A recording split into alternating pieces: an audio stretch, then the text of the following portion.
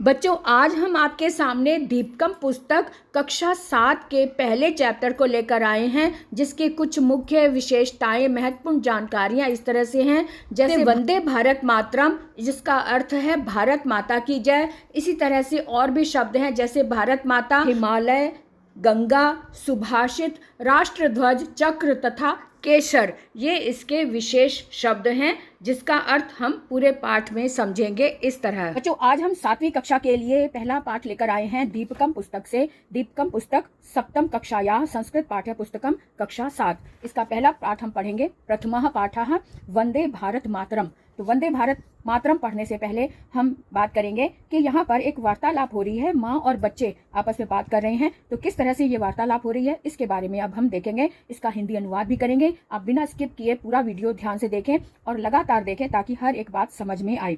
यहाँ पे पहला कॉलम, पहला जो क्लाउड बना हुआ है, उसमें लिखा है अम्ब वयम विभिन्नेषु कार्यक्रमेषु आकाशवाण्यां शालायां च वंदे मातरम इति गीतम बहुत्र शृणुम किंतु अस्य अर्थम ना जानीमः मातः अस्य कः अर्थः। अर्थात यहाँ पर बच्चे अपनी माँ से बोल रहे, ये बेटा अपनी माता से बोल रहा है कि अम्ब, माँ, वयम, हम सब, विभिन्नेषु कार्यक्रमेषु, विभिन्न कार्यक्रमों में, आकाशवाणी में और शालायाम में वंदे मातरम ऐसा गीत बहुत बार सुन चुके हैं, किंतु अस्य अर्थम ना जानीमः, किंतु इसका अर्थ नहीं जानते हैं। हे माता, अस्य कः अर्थः, इसका क्या अर्थ है। अब ऐसा ये बेटा अपनी माता से पूछ रहा है। अब दूसरी तरफ पुत्री अपनी माता से पूछ रही है, इदम गीतम कह, यह क्या गीत है, लिखितवान, लिखा हुआ यह क्या गीत है, इति अपि, ऐसा भी मुझे जिज्ञासा है, ऐसा जानने की भी मुझे जिज्ञासा है। अब माता दोनों बच्चों से कह रही है, क्या कह रही है, वत्सौ, दोनों पुत्रों से कह रही है, बच्चों, महान देशभक्तः बंकिम चंद्र चट्टोपाध्यायः 1882 तमे वर्षे आनंद मठः इति नामकम उपन्यासम लिखितवान। बच्चों, महान देशभक्त बंकिम चंद्र चट्टोपाध्याय 1882 सन वर्ष में आनंद मठ नाम का एक उपन्यास था जो उन्होंने लिखा था। आनंद मठ ऐसे नाम का एक उपन्यास लिखा था। वंदे मातरम, ये गीत, वंदे मातरम ऐसा गीत तस्मिन एव, इसी ही उपन्यास में वर्णित है। वंदे मातरम इत्यस्य अर्थः अस्ति यत् अहम मातुः वंदनम करोमि इति। जो वंदे मातरम है, इसका अर्थ यह है कि जिस तरह से हम अपनी माता की वंदना करते हैं, तो इस तरह से वंदे मातरम का मतलब है अपनी माता को वंदना करना, उनको प्रणाम करना। तो इस तरह की बात कह के अब आगे पुत्री कहती है, मातः इदम गीतम कस्याम भाषायाम अस्ति। माँ, यह गीत कौन सी भाषा का है। तो पुत्री, माता कहती, पुत्री, एतत् गीतम संस्कृतम बांग्लाम च, एतम गीतम संस्कृतम बांग्ला च इति भाषा द्वय वर्तते। हे पुत्री, यह गीत संस्कृत और बांग्ला इन दो भाषाओं में लिखा गया है। क्या बोलता है, अस्मिन् गीते वर्ण्यः विषयः का अस्ति, इस गीत में वर्णित विषय क्या है। तो अब माता कह रही है, हे पुत्र, अस्मिन् गीते, इस गीत में भारत मातुः स्वरूपस्य रम्यम वर्णनम अस्ति, इस गीत में भारत माता के स्वरूप का रमणीय वर्णन किया गया है ना। अब आगे कह रहे हैं, ये बच्चा कहता है, अम्ब एतस्य गीतस्य किम वैशिष्ट्यम, इस गीत की क्या विशेषता है। बालौ स्वतंत्रतायाः आंदोलने सर्वे देशभक्ताः एतद् गीतम मंत्रम इव गायन्ति स्म। बच्चों, स्वतंत्रता के आंदोलन में सभी देशभक्त एतद् गीतम, इस गीत को मंत्र की तरह गाते थे। अब यहाँ पे स्म लगा हुआ है। आपको पहले भी बताया था कि जहाँ लट लकार यानी वर्तमान काल के साथ में अगर स्म लगा हो तो वो भूतकाल की बात हो जाती है, तो थ, स्म का मतलब था हो जाता है। तो इस गीत को मंत्र की तरह गाते थे। अब संप्रति अपि इदम, सभी इस गीत को सुनकर और गाकर, वयम मैंने हम सभी भारतीय प्रेरित होते हैं। अब आगे क्या कहते हैं, इसको भी देख लें। मातः वंदे मातरम, हे माँ, वंदे मातरम इति गीतस्य अर्थः इतिहासः च कियान महान अस्ति खलु। वंदे मातरम, इस गीत का अर्थ और इतिहास कितना महान है, यह निश्चित ही कितना महान है। ये बच्चे बोल रहे हैं कि हे माता, वंदे मातरम इस गीत का अर्थ और इतिहास कितना महान है, निश्चित रूप से कितना महान है। अब आगे बच्चा फिर से बोल रहा है, क्या बोलता है, अम्ब आवाम अस्माकं राष्ट्रध्वजस्य विषय अपि किंचित ज्ञातुम इच्छावः। माँ, हम दोनों, आवाम मतलब हम भाई बहन दोनों, अस्माकम हमारे राष्ट्र ध्वज के विषय में भी कुछ जानने की इच्छा रखते हैं। अब आगे माता कहती है, क्या कहती है? साधु, बहुत अच्छा। अधुना वयम भारत मातुः त्रिवर्ण ध्वजस्य च विषय जानीमः। तो माता कहती है साधु, साधु मतलब अच्छा। तो अधुना का मतलब अब, वयम मैंने हम सब, अब हम सब भारत माता के, इसमें सृष्टि भक्ति लगी है, स्त्रीलिंग है, इसलिए भारत माता के त्रिवर्ण ध्वज, ध्वजस्य में भी षष्ठी भक्ति लगी है, एक वचन, तो 3 रंग के ध्वज के विषय में अब हम सब भारत माता का और 3 रंग के ध्वज के विषय में जानेंगे। अब आगे इसको भी जान लेते हैं। एषा अस्माकं वत्सला भारत माता, यह हमारा वात्सल्य मतलब ममतामयी भारत माता है। यह एषा में स्त्रीलिंग लगा ना, स्त्रीलिंग, यह हमारी वत्सला स्नेहमयी या ममत्व ममता से भरी हुई भारत माता है। अहो अस्माकं भारत मातुः महात्म्यं साक्षात् पर्वतराजः हिमालयः मुकुट रूपेण अस्याः मस्तके शोभते।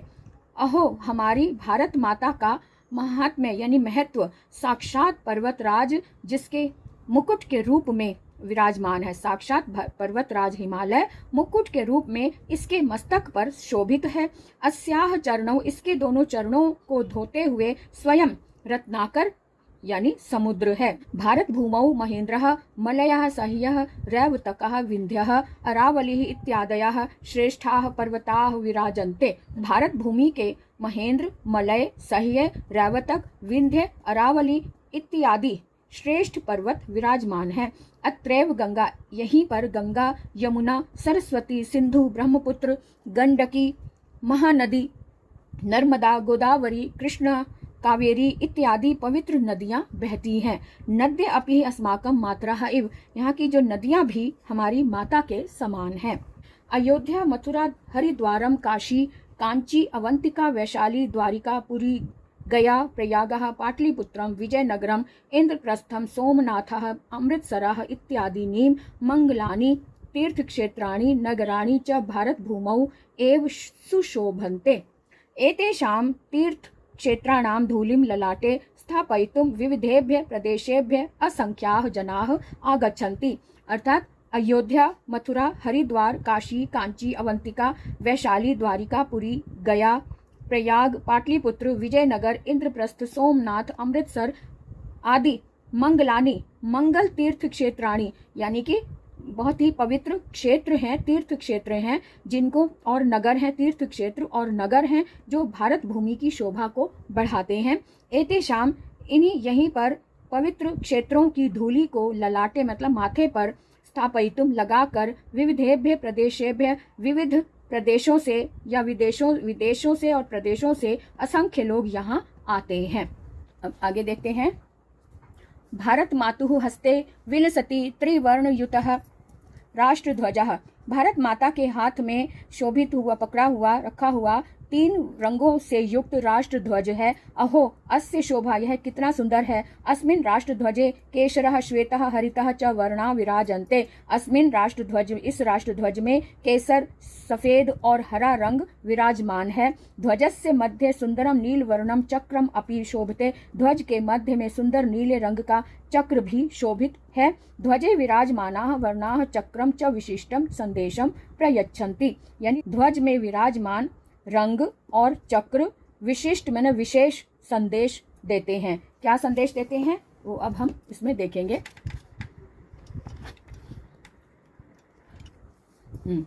तो क्या संदेश देते हैं कि वर्ण ध्वजस्य ऊर्ध्व भागे विराजते केशर वर्णः, तिरंगे ध्वज के ऊपर वाले भाग में केसरिया रंग शोभित है, केसरिया रंग शोभित है। एषः वर्णः त्याग परंपरा याह शौर्य परंपरायाः च सूचकः अस्ति, यह रंग त्याग परायणता और शौर्य परायणता का सूचक है। जो लोग ये भारत मातुः, जो लोग भारत माता के आजीवन सेवा करते हैं, जो लोग भारत माता की आजीवन सेवा करते हैं, आजीवन मतलब जीवन भर सेवा करते हैं और देश की स्वतंत्रता प्राप्ति के लिए सहर्ष अपने प्राण स्वप्राणान अपने प्राणों को अर्पित करते हैं। तेषां वीराणां बलिदानम सूचयति एषः वर्णः, उन वीरों के बलिदान की सूची यहाँ यह वर्ण दिखाता है, यह रंग दिखाता है। यानी कि एक बार फिर से देख लें कि जो लोग भारत माता की आजीवन सेवा करते रहे और देश की स्वतंत्रता के लिए जिन्होंने सहर्ष मतलब खुशी से अपने प्राण अर्पित किए, उन वीरों के बलिदान को यह रंग दर्शाता है। जयतु सैनिकः यानी सैनिकों की जय हो। इस वक्तुम में इस प्रकार कहने से अस्मान प्रेयति ध्वज स्थितः अयम केसर वर्णः, इस तरह कहने के लिए यह केसरिया रंग ध्वज में प्रेरित होता है, हमें प्रेरित करता है। यह बात दर्शाने के लिए, उनके बलिदान को आत्मसात करने के लिए, उनके बलिदान से प्रेरित होने के लिए यह केसरिया रंग हमें प्रेरित करता है। अब आगे देखेंगे। कृषक बांधवाः अस्माकं भारत भूमि सर्वदा स्वेद बिंदुभिः सिंचन्ति, यानी कि कृषक बांधवा, जो कृषक भाई हैं, जो हमारे भारत भूमि के जो किसान भाई हैं, हमेशा अपने पसीने की बूंदों से इसे सींचते हैं। सिंचती मतलब सींचते हैं, स्व मैंने अपने, स्वेद बिंदु मतलब अपने पसीने की बूंदों से इसे सींचते हैं। उनके एतेषां परिश्रमेण, उनके इस परिश्रम से ही भारत भूमि हरी और रंगमयी, समृद्ध तथा फसलों से युक्त सुसज्जित हुई है। भारत मातुः समृद्धे एषा आभा हरित वर्ण रूपेण अस्माकं राष्ट्रध्वजे विराजते, अर्थात भारत माता की समृद्धि की यह आभा, यह चमक जो है, यही आभा जो है वो हरित वर्ण रूपेण, हरे रंग के रूप में हमारे राष्ट्र ध्वज में विराजमान है या शोभित है। जयतु कृषकः यानी किसान की जय हो। यह इति वक्तुम ऐसा कहना, असमान मतलब हमको प्रेरित करता है। यह हरा रंग, ध्वजा में निहित हरा रंग हमें यह कहने पर प्रेरित करता है कि किसानों की जय हो, जिनके कारण धरती हरी भरी होती है ना। इसके बाद देखें, अब यहाँ विज्ञान से संबंधित बात हो रही है। मध्य स्थित यानी कि मध्य में स्थित श्वेत वर्णः शांते सत्यस्य च द्योतकः अस्ति, मध्य में यानी बीच में स्थित सफेद रंग शांति और सत्य का प्रतीक है, शांति और सत्य को सूचित करता है। अणुशास्त्रे, संगणक शास्त्रे, चिकित्सा शास्त्रे, अंतरिक्ष शास्त्रे, आयुध शास्त्रे इत्यादिषु विज्ञानस्य विभिन्नेषु क्षेत्रेषु भारतीयै वैज्ञानिकै क्षेत्रेषु भारतीय वैज्ञानिकै महत् यशः प्राप्तम् अस्ति, यानी कि परमाणु, अणु मतलब परमाणु विज्ञान, संगणक अर्थात कंप्यूटर ज्ञान, चिकित्सा विज्ञान, अंतरिक्ष विज्ञान, आयुर्वेद विज्ञान आदि विज्ञान के विभिन्न क्षेत्रों में भारतीय वैज्ञानिकों ने महान यश प्राप्त किया है ना। उसके बाद यानी वैज्ञानिकों का वह सफेद रंग जो है वो यश रूप में राष्ट्रीय ध्वज के मध्य में विराजमान है, शोभित है। भारतीय विज्ञान शांति प्रगति च सुरक्षा परितोषयति, भारतीय विज्ञान शांति प्रगति और सुरक्षा को पोषित करता है।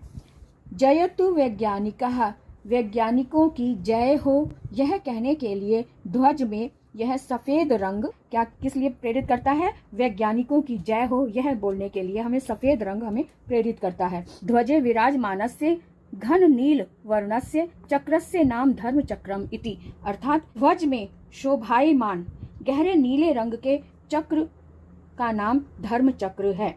इस चक्र में अस्मिन चक्रे यानी इस चक्र में चतुर्विंशति मतलब 24 अराह मतलब तीलियां हैं। इस चक्र में 24 तीलियां हैं। एतत् चक्रम चलनीयम कर्तव्य पथे वै न विरम सततम चल, यह चक्र चलने के पथ में न विराम नहीं, सततम निरंतर चलना है, ऐसा संदेश देते हैं। यह चक्र कर्तव्य पथ पर चलते रहो, न विराम न रुको मतलब विराम मतलब ना रुको, सततम चल निरंतर चलते रहो, इस भाव को बोधयति व्यक्त करता है। सूर्य विरामम विना नित्यम संचरति, जिस तरह से सूर्य विराम बिना विराम लिए नित्य संचरित रहता है, चलता रहता है, ऐसे ही नदी कष्टानि सहमाना अपि ध्येयम प्रति नित्यम प्रवहति, इसी तरह से नदी को भी कष्टों को सहते हुए भी निरंतर बहते रहना होता है। इदम चक्रम, यह चक्र भी जीवन में श्रांते, यह चक्र भी जीवन में आलस्यस्य प्रमादस्य च स्थानम न भवतु, यानी कि यह चक्र भी जीवित भारत की तरह है जिसमें आलस्य और असावधानी का स्थान नहीं है, ऐसा संदेश यह चक्र हमें देता है, जिसमें निरंतर चलते रहने का संदेश है, बिना रुके निरंतर चलते रहना। जिस तरह से सूर्य निरंतर कार्य करता है, जिस तरह से धरती निरंतर चलती रहती है, जिस तरह से नदियां निरंतर चलती रहती हैं चाहे रास्ते में कितने भी कष्ट आए, उसी तरह से ये चक्र भी हमें जीवित रहने को प्रेरित करता है। और आलस्य और प्रमाद का यहाँ पर कोई स्थान नहीं है, यानी यहाँ पर कोई स्थान नहीं है आलस्य और प्रमाद का। इस तरह से ऐसा संदेश हमें चक्र से मिलता है। अब आगे देखें इस लाइन में क्या दिया हुआ है। वयम सर्वे अपि धन्याः यत् अस्याम पवित्र भूम्याम जन्म प्राप्तवन्तः वयम पवित्रायाः भारत मातुः नित्यं वंदनम कुर्मः अस्याः गौरव वर्धनार्थम च प्रयत्नम कुर्मः, यानी कि हम सभी धन्य हैं इसकी मातृभूमि, इसकी पवित्र भूमि पर जन्म प्राप्त करके। अर्थात क्या कहते हैं, कहते हैं हम सभी धन्य हैं कि इस पवित्र भूमि पर हमने जन्म लिया। इस पवित्र भारत भूमि की नित्य वंदना करते हैं हम। अस्याह गौरव वर्धनार्थम, इसके गौरव के वर्धन को बढ़ाने के लिए, इसके गौरव को बढ़ाने के लिए प्रयत्नम कुर्मु, प्रयत्न करते हैं।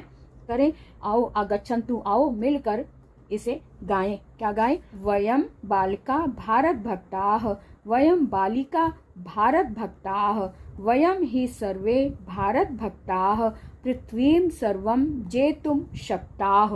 अर्थात हम बच्चे, बालक मतलब बच्चे भारत के भक्त हैं, हम बालिकाएं भारत के भक्त हैं। वयम ही सर्वे, हम सभी भारत भक्त हैं, यानी भारत की श्रद्धा दिमाग में रखते, मन में रखते हैं। पृथ्वी स्वर्गम जेतुम शक्नुम, पृथ्वी पर स्वर्ग जीतने में समर्थ हैं, पृथ्वी पर स्वर्ग जीतने में शक्ता मैंने समर्थ हैं। इस तरह से हमने आज इस पाठ का हिंदी में अनुवाद किया और साथ में इसकी विशेषताओं के बारे में देखा, इसके महत्व को समझा। अब आपको एक नज़र में जो जो बातें समझ में आ रही हैं उसको एक कहते हैं ना, एक एक्टिविटी बनाएं जिसमें आप इस भारत भूमि के महत्व को बताएं कि भारत भूमि का महत्व क्यों है, क्यों दूर दूर से लोग हमारी भूमि को देखने आते हैं, दर्शन करने आते हैं, इसका क्या महत्व है। इस विषय पर एक एक्टिविटी बनाएं, A4 शीट पर उसको ड्रॉ करें और अपने तरीके से आपके मन में अपने भारत माता के लिए कैसा चित्र उभरता है उसे आप उभारें। ठीक है, तो अब हम इसके प्रश्नों पर आ जाते हैं। सबसे पहले तो आप इसके जो भी पाठ हम नया पढ़ते हैं उसके शब्दार्थ जरूर पढ़ें, ध्यान से पढ़ें और उसको याद भी करें। जो भी डिफिकल्ट है, जो शब्द आपने नए पढ़े हैं, पहली बार पढ़े हैं, उनकी एक लिस्ट जरूर बनाएं और उसे याद करें, कंठस्थ करें और फिर जब पाठ पढ़ने लगे तो उन शब्दों का इस्तेमाल करें ताकि वो शब्द आपको आपके दिमाग की डिक्शनरी में और शामिल हो जाएं। अपने मस्तिष्क का शब्दकोश हमेशा बढ़ाएं। जो भी नया पाठ पढ़ें और नए शब्द हैं उसको याद करें और अपने शब्दकोश में उसे शामिल करें। तो ये यहाँ पर दिया हुआ है, ये तो शब्दार्थ हो गए। अब यहाँ पर कुछ नई चीजें दी हुई हैं, इसको आप जरूर पढ़ें। यहाँ पर दिया गया है कि जो प्राचीन नगर थे उनको नए नाम दिए गए हैं, तो किस तरह से दिए गए हैं ये भी हम देख लें। हरिद्वार मायापुरी, विजयनगर जिसे हम्पे कहते थे, घुमेश्वर तो घुमेश्वरम का, रजत पीठ युक्तम तो उडुपी या ओडुप, काशी को वाराणसी कहा जाता है, पाटलिपुत्रम को पटना कहा जाता है, गोमंतकम को गोवा कहा जाता है, अवंतिका को अब उज्जैन कहा जाता है, रंगपुरम यानी पंढरपुरम, अर्बुदगिरी यानी आबू पर्वत या दिलवाड़ा, और इंद्रप्रस्थ दिल्ली यानी कि जिसको अब दिल्ली कहा जाता है, पहले इसे इंद्रप्रस्थ कहा जाता था, अजय मेरू यानी अजमेर या पुष्कर जिसे कहा जाता है, पदलिप्तपुरम यानी पालीताना या फिर पुंडरीक गिरी या फिर शत्रुंजय गिरिराज कहा जाता है जिसे। तो इस तरह से ये नए नाम जो हैं उसको भी समझ लेते हैं। ये नदियों के नाम हैं, जो यमुना नदी जिसे कालिंदी कहा जाता है, सरयू जिसे घाघरा कहा जाता है, शतुद्री जिसे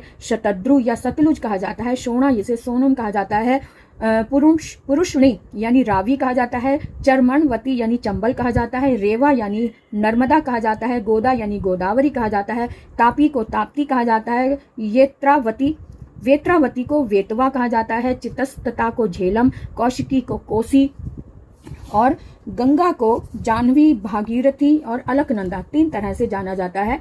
इसके कुछ कुछ भाग हैं। कुछ भाग को अलकनंदा कहा जाता है, कुछ भाग को भागीरथी कहा जाता है और कुछ को जाह्नवी कहा जाता है, लेकिन है ये गंगा ही जहाँ जहाँ से निकल कर आती है। शारदा काली महाकाली कहा जाता है। गंडकी नारायणी सदा नीरा कहा जाता है। चंद्रभागा को असिकनी या चिनाब कहा जाता है।